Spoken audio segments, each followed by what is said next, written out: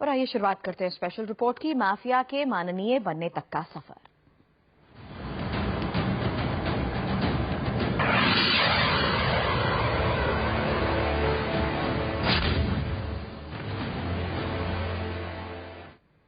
बिहार और उत्तर प्रदेश जैसे सूबे में ऐसे कई नाम हैं जो कभी अपराध की दुनिया में खौफ का नाम थे और हत्या, रंगदारी, फिरौती, अपहरण के रास्ते पर चलकर कानून की धज्जियां उड़ाते थे। लेकिन आज की तारीख में वो खादी पहनते हैं और माननीय बनकर विधानसभा और विधान परिषद की शोभा बढ़ाते हैं। अब इसी कड़ी में एक नया नाम शुमार हुआ है। उत्तर प्रदेश के माफिया ब्रजेश सिंह अब विधान परिषद सदस्य बन चुके हैं।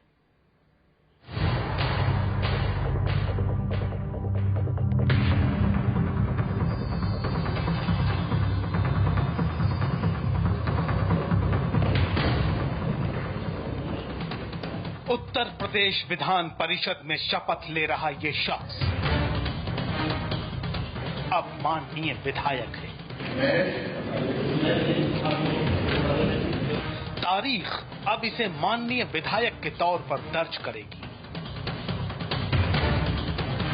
अब इस शख्स का इतना संवैधानिक अधिकार होगा कि ये सदन में सरकार और विपक्ष से सवाल जवाब कर सके। ये माननीय अब सड़कों पर निकलेगा तो पुलिस वाले सैल्यूट करेंगे। इस माननीय पर किस्मत मेहरबान रहेगी तो ये लाल बत्ती की सवारी भी करेगा। लेकिन जरा सफेद कुर्ते और नीली जैकेट वाले इस शख्स का अतीत भी जान लीजिए।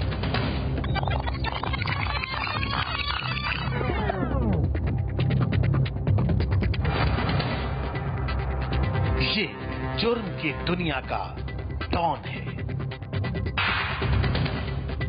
8 से ज्यादा राज्यों के पुलिस रजिस्टर में इसके गुनाहों का हिसाब दर्ज है। हत्या, अपहरण, फिरौती इस शख्स के बाएं हाथ का खेल था। 20 साल तक पुलिस की पकड़ से आजाद रहा ये शख्स और अंडरग्राउंड रहकर अपराध दर अपराध करता रहा। 7 साल तक ये नाम बदलकर उड़ीसा में छिपा रहा। नाम बदल लिया, पहचान बदल ली। ये शख्स है पूर्वी उत्तर प्रदेश का डॉन ब्रजेश सिंह। अब ये चेहरा बिहार और उत्तर प्रदेश के उन बाहुबलियों में शुमार हो चुका है जो संगीन अपराध की दुनिया से सियासत का चेहरा बने। जनता ने जो सम्मान दिया है उसको बहुत जिम्मेदारी से निभाया जाएगा और जनता के विश्वास पे खरा उतरा जाएगा और अपने परिवार, अपने लोगों, मित्रों की वजह से आज इस जगह हमको। देखिए, जेल के बाद जब वो विधानसभा में आए तो उन पर विधानसभा का नियम लागू हो गया। जब वो जेल में जाएंगे तो जेल के नियमावली के अनुकूल ही वो वहाँ अपना जीवन व्यतीत करेंगे। अपराध की सीढ़ियों के सहारे सियासत के इस मुकाम तक पहुंचा ब्रजेश सिंह आखिर कौन है? यूपी के सहारनपुर जेल में रहकर के ब्रजेश सिंह ने बतौर निर्दलीय उम्मीदवार एमएलसी का चुनाव जीता और विधायक पद की शपथ ली। पूर्वांचल के जिस बाहुबली मुख्तार अंसारी से अदावत की वजह से ब्रजेश सिंह एक बड़ा गैंगस्टर बना, आज वो उसी मुख्तार अंसारी की तरह माननीय विधायक बन चुका है। आइए आपको बताते हैं कि साल 2008 में गिरफ्तार होने से पहले अपराध की दुनिया में ब्रजेश सिंह की कैसी हनत थी। और अपराध की दुनिया में ब्रजेश सिंह की तूती बोलती थी। कोयला, रेलवे के ठेके और स्क्रैप के ठेके को लेकर मुख्तार अंसारी और ब्रजेश सिंह में खूनी खेल जारी था। वो तारीख थी 27 मई 1985। वाराणसी में पैदा ब्रजेश सिंह के पिता इलाके के रसूखदारों में शुमार थे। उनका सियासी रुतबा भी था। इस हत्या ने ब्रजेश सिंह की जिंदगी का मकसद बदल दिया। इंटर तक अच्छे स्टूडेंट रहे ब्रजेश ने पिता के हत्यारों को ठिकाने लगाने के लिए अपराध की दुनिया में कदम रखा। 1 साल के लंबे इंतजार के बाद उसने पिता के हत्यारों को दिन दहाड़े मौत के घाट उतार दिया। मर्डर के केस में पहली बार ब्रजेश सिंह का नाम पुलिस रिकॉर्ड में दर्ज हुआ, लेकिन वो फरार हो गया।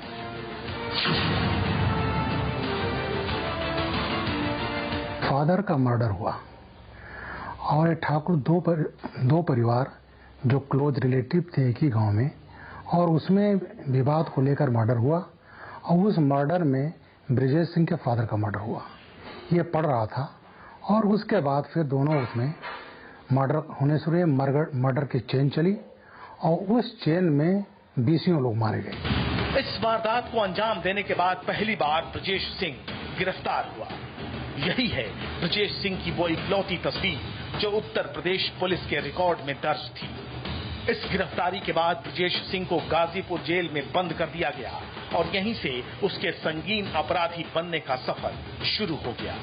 इस जेल में ब्रजेश सिंह की मुलाकात त्रिभुवन सिंह से हुई और फिर दोनों जुर्म की दुनिया के हमराही बन गए।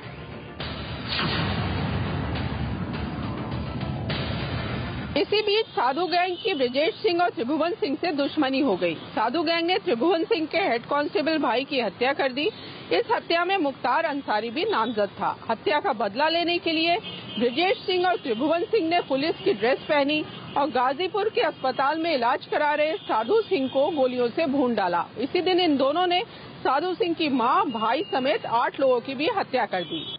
मुख्तार अंसारी से सीधी अदावत का असर ये हुआ कि अब पूर्वांचल में गैंग वॉर की एक के बाद एक स्क्रिप्ट तैयार होने लगी। लेकिन इस दुश्मनी की वजह से अंसारी गैंग के आदमी के साथ साथ उत्तर प्रदेश पुलिस भी ब्रजेश सिंह के पीछे पड़ गई।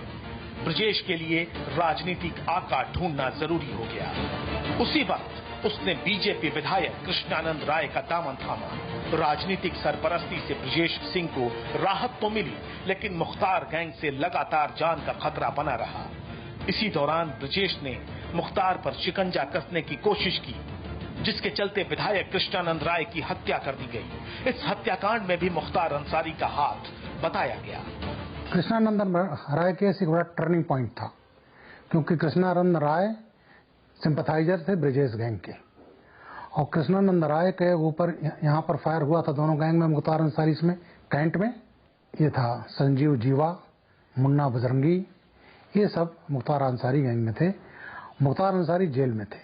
जब गोली चल रही थी, इसको सूचना मिली तो इसने बड़े ही फक्र से फैजाबाद के एक विधायक को फोन किया और कहा कि गोली चल रही है, मुन्ना ने मार दिया है। विरोधियों को मात देने के लिए ब्रजेश सिंह ने अंडरवर्ल्ड से हाथ मिलाने का फैसला किया और बिहार के रास्ते मुंबई पहुंच गया।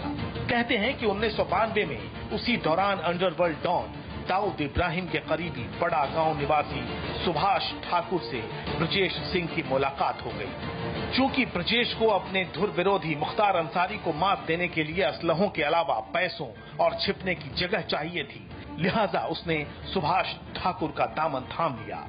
मुंबई में रहते हुए ब्रजेश सिंह का नाम एक कांड में खूब उछला।